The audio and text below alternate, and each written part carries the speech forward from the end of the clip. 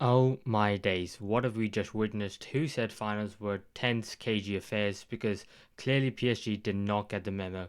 PSG 5, Inter nil in the Champions League final, the largest margin of victory ever in the Champions League, but also the largest margin of victory in the Champions League final. My god, what a manager Luis Enrique is, what a group of players this is, and what a performance this was. Honestly, nobody on the planet I think thought it was going to be 5-0. The different scorers, the quality of the goals, the fact that it just completely outplayed a far older and arguably more experienced side in Inter here.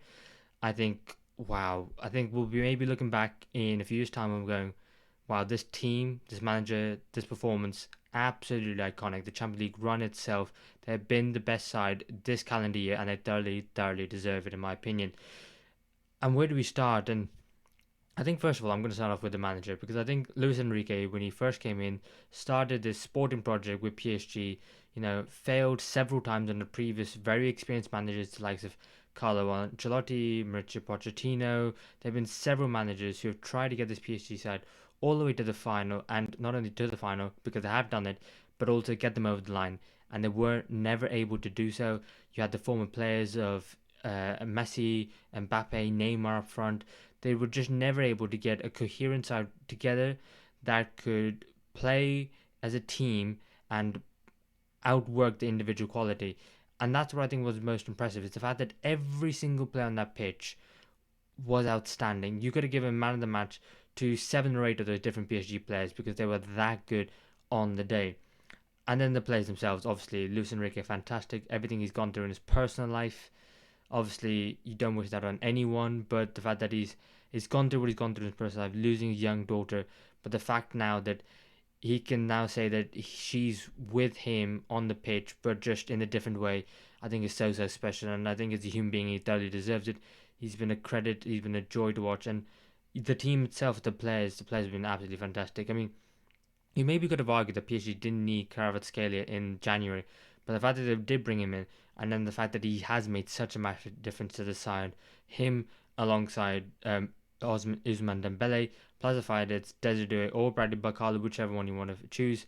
The midfield were absolutely fantastic. The wing backs were fantastic. Donnarumma at times has kept them in the competition. There's absolutely so much to unpack. But let's start off with the goals, and then from there I can maybe go about talking about the team and individual performances because I'm going to come on to Inter.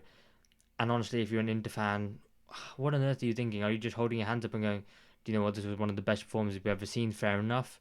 Or are you going, man, I wish we were never in the final in the first place because the season has completely fallen apart the last few weeks. But like I said, let's go through some of the goals first.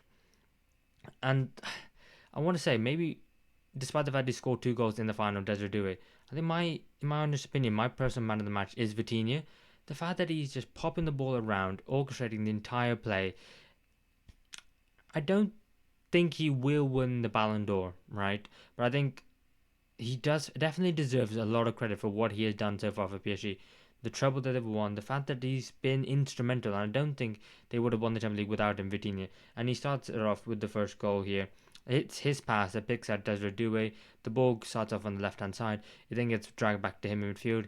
It looks like a ball is onto the far post, maybe we cross it, but no, he plays the little reverse pass into Desiree. Desiree with a little roll and then to find Hakimi in so much space. And imagine Luis Enrique talking to Hakimi going into the game. I know, mate, that you play as right back and you're probably going to defend it, but do you fancy in possession playing as a striker? Because, why not?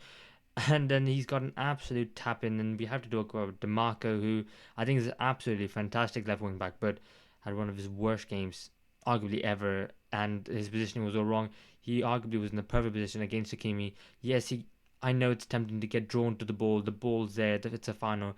Stop the man. Stop the ball. But he's actually in the perfect position to mark the goal scorer, who was ended up with Hakimi. He ends up leaving him. Desiree has the composure and the know-how to find the right ball for the right man, pass it to Kimi, started in 1-0, and then you think to yourself, oh, 6 or 7 previous finals where only one team has scored in it, and you think to yourself that could be an absolutely massive goal. It was a catalyst that started what happened next. However, PSG scored so many more. It's as simple as that. So it didn't really make too much difference who scored that one.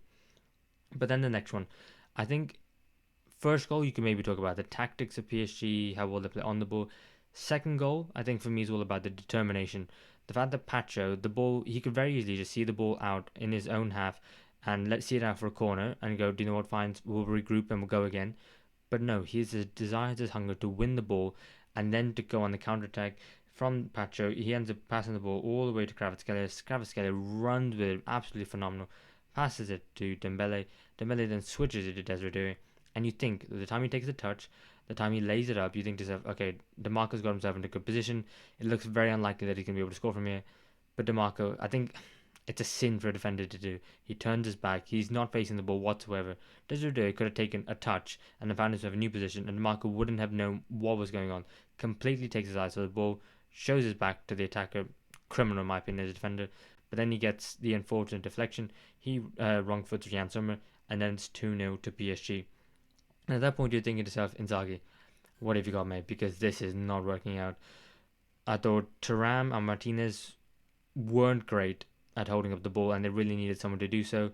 Anytime Inter were trying to pass the ball out from the back, the PSG press was just so intense and was so effective. I think Dembele, one of the best players in the world this season and in Europe, and you have to say that the way he was pressing, the tenacity, the hunger, the fact that he was pressing so well, it's not something you see from an elite high level player, but the fact that he's done it, I think he was so important and impressive in this final, in the build up to getting to the final as well.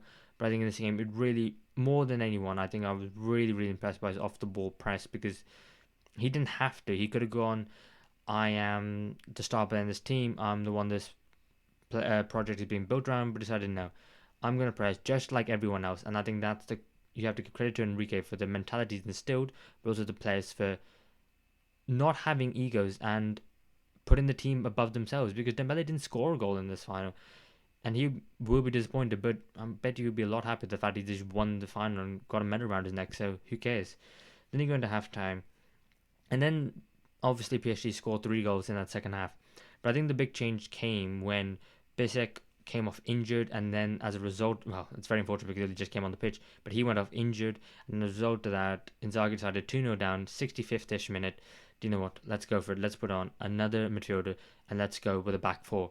And as soon as the back four was in place, before Inter even really had an opportunity to get themselves set, PSG ended up capitalising, and it was Desiree, 19 years of age, 3 days short of his 20th birthday. What a birthday present that is for him and himself. He's giving himself 2 goals in the final, a Champions League winner's medal. And I just think that, again, this one was Dembele getting the ball, the PSG working the ball from right to left. Dembele ends up getting the ball in a tight space. The back row to then pass it to Vitinha. Vitinha, who, yes, he's a fantastic passer, but he's also great at carrying the ball and driving forward. He finds out to do it. Do it just needs to take one touch and puts it past Jan Sommer. 3-0, and then you think to yourself, do you know what? It's absolutely game over at that point. And PSG could have stopped there. They could have stopped there, but I think, like I mentioned with the second goal, it's a mentality of this PSG side to go, do you know what? We're not happy with this. We're going to keep going because that's who we are. We don't take our eye off the ball. We will continuously apply pressure no matter what, and that's exactly what they did. This time, Dembele rolling the ball through to Kvaratskhelia. Kvaratskhelia finishing it after taking a touch and slotting it into the near post of Jan Sommer. I mean, at that point, I had no hope of Inter getting back into it. It would have been the best comeback ever to do it from that moment with only like 25 minutes. But then Kvaratskhelia scores and thinks to yourself, okay, that's it. And at that point, what do you do if you're Inter and if you're Inzaghi? Do you just shrug your shoulders and go, okay, just see it out? Well, I think despite the experience that they do have over this PSG side, they ended up fouling PSG. They ended up losing the rag a little bit. I don't blame them. They got to the final and they've been utterly humiliated. But then it ends up being 5-0. Miulu, who only just comes off the bench, scores, and then that makes it 2 goals in 4 games, I think it was, for him in the Champions League. He's another youngster who we've got to keep an eye on. Who knows what his ceiling is going to be. He ends up scoring, makes it 5. Yeah, and I suppose the question is, how bad were Inter or how good were PSG? I'm going to go and say that I think PSG dominated Inter Milan. I thought they were much the better side. The pressing was much better. The tenacity was much better. The control of the football was much better. Would have been so interesting to see how PSG would have done against Barcelona. But with Inter, I think you could clearly tell that PSG were going to have a lot of the ball, were going to be the dominant ones in possession. and Inter were going to be the ones to defend, try and counter-attack, and try and get something on the break and build up play in spells rather than during the entire game. But I think PSG were just far too good for them. And that's crazy considering the average age of these players. Consider maybe like the most experienced player in that starting 11 is Marquinhos, who was there in the last Champions League final for PSG in Lisbon, I think it was in 2020. And now he's here captaining the side this time around. I think it's been fantastic for him, fantastic for the rest of the players. I mean, Nuno Mendes picked up a little bit of a knock, but still did really, really well. I think PSG dominated Inter. I think it's simple as that. I think Inter did not turn up today, and even though they had some bright spells and some bright moments, I think PSG were very comfortable, and Donnarumma only really had to make one save, and that was, I think, when they were already 4-0 up at that point. I think Thuram had the shot, he's trying to curl it, and Donnarumma could have taken his eye off the ball, but I think he's really changed the narrative around him this season. PSG now, first time ever they've won the Champions League. Credit to them, they've absolutely thoroughly deserved it. Where do PSG go from here? I mean, firstly, just enjoy the night. 5-0 in the Champions League final is absolutely wild. 5-0. Absolutely enjoyed this one. Could they do it again next year? Absolutely, they could do it again next year. This team is so, so young. Doué, not even 20 yet. Dembele being the linchpin of the side. Fabian Ruiz, who I haven't even mentioned. Pacho, there's so many. And the players that brought off the bench as well. I think I don't have anything else to say. I don't have anything else to say because PSG were absolutely fantastic. Inter were not, and it's very sad for Inter, who didn't end up winning the Coppa Italia, didn't end up winning the Scudetto, and now didn't end up winning the Champions League. We're on for trouble. Didn't win any. Two Champions League? I think it's two Champions League final losses in the last 3 years. This one and to Manchester City. Where did they go from here? It might be the end of an era for this Inter side, but for PSG, it's definitely just beginning.